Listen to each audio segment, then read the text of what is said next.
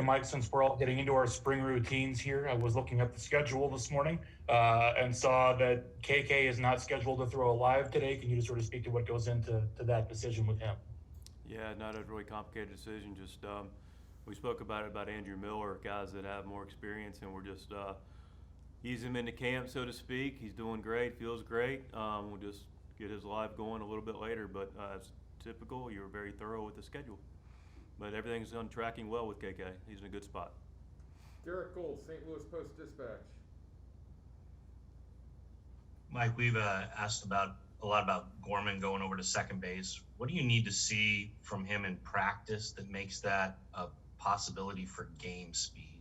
Just think we need to see him get comfortable with turning a double play. That's where really he's at his most exposed. I mean, otherwise, I mean, he's athletic and he's been getting ground balls and he just needs to go get an opportunity to go play.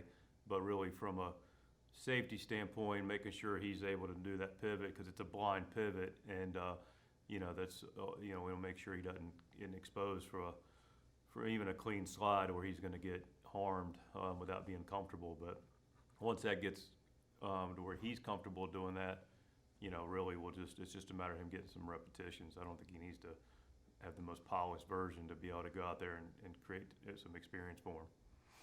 Do you think that's possible in spring, or even is that possibly ideal in spring because of the exhibition games? Yeah, I think it's possible. Again, I don't want to put a timeline on it because there's not a timeline on it. It'll be more about him getting the work, him getting comfortable, and we'll go from there. We have clearly other options. Rick Hummel, St. Louis Post-Dispatch.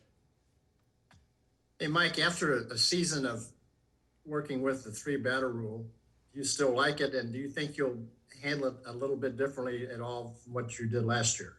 I don't remember saying I liked it, Gamish, but we work within it. It's a rule, so we figure out the best way we can to manage it.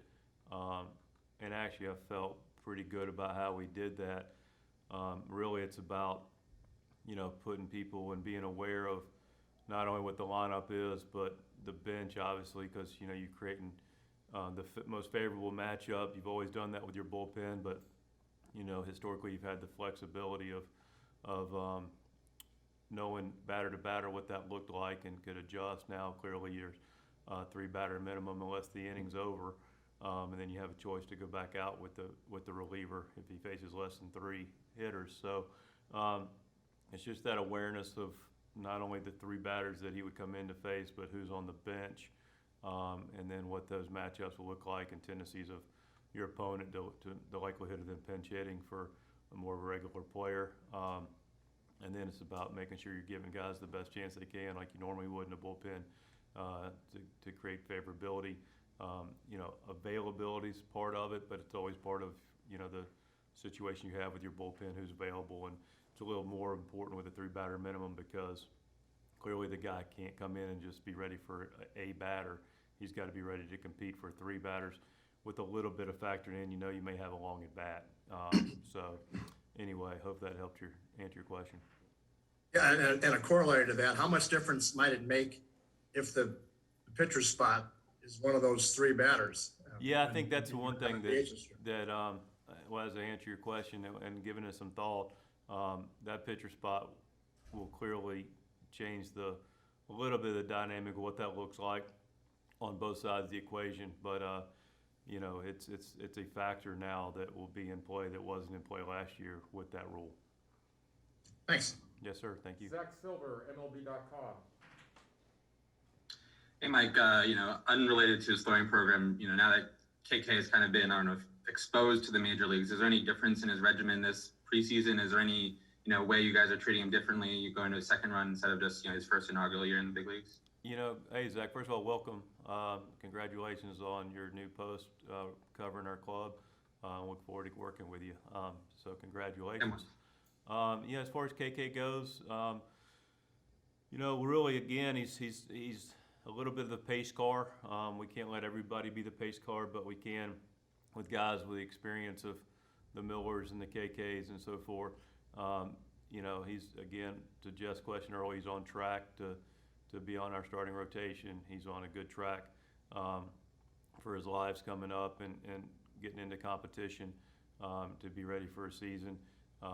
So he's in a good spot with what his load looks like, and we're working with him to create a plan that allows him the best chance to compete once the season starts for a long season. Is there any thought to the fact that he's now kind of had this run in the big leagues and there's more tape out on him? Or I guess maybe the fact that he's only faced the Central is a little bit to his advantage, where, he hasn't faced West or East teams that have kind of got a feel for him so far. Yeah, KK's a pitchability guy, so he's a pitch maker. I understand the question. I think an experienced guy like himself, he'll be able to make adjustments to the Central that has seen him, and clearly he'll be able to be prepared for what he wants to do against the guys from the East and the West as well. Derek Gold. Mike, I wondered if you might give us some sense of what your conversations have been like with Matt Carpenter since the trade, and sort of what, now that he's in the flow of the workouts, what he might expect, and also how much he might want to play and where he might play once the Grapefruit schedule comes out or starts. Yeah, more like how much he wants to play for the Grapefruit season, or how much he wants to play during the regular season? Well, I know how much he wants to play during the regular season, probably quite a bit. Right, but right. How much, because he's in a bit of a new role, how much will that need? I mean, it seems like please correct me if I'm wrong, but it seems like he's got kind of two tracks once the Grapefruit schedule starts, getting work as a hitter and refamiliarizing himself with a new position or a former position. Correct. Yeah, I think that's accurate. To your initial question, not that I was surprised by it, but it's still impressive, and it speaks to the egoless mindset of our group. And that is, of course, Carp wants to be an everyday guy, and he wants to get his at-bats, and he's worked really hard at being on his defense, and worked hard on his arm strength, which has shown significantly improvements, and his ability to play third base has really been a asset for us for the last couple of years. Clearly, we get Arenado in the mix, and I let 24 hours go and let the dust settle and let Carp collect his thoughts. And I called him and probably didn't need more than 5 minutes to collect his thoughts. He's that kind of high character guy that's team first, and he's put his ego aside, and he said, "Look, I'm so happy this guy's here. I'm excited. He's a good guy. I've vacationed with him and his wife Laura, with him and with Carp and his wife Mackenzie." He said they're just solid people. We love them to death. He's clearly a good player. He's going to make us better. He's going to help us get to where we want to go.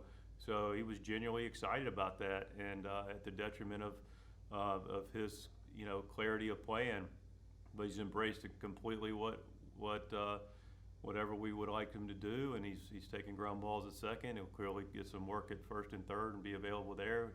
And, as far as the spring training trajectory, he'll get his at-bats, and he'll get some defensive work. And, again, similar to the KK question, he's a veteran guy that we work with.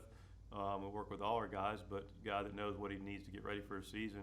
We'll talk to him like we typically do our position players with that kind of experience, and we'll work the plan. And it won't work out ideally for all of them because there's moving parts to it, but we'll get him the work he needs to get ready for the season offensively and defensively. Rick Hummel.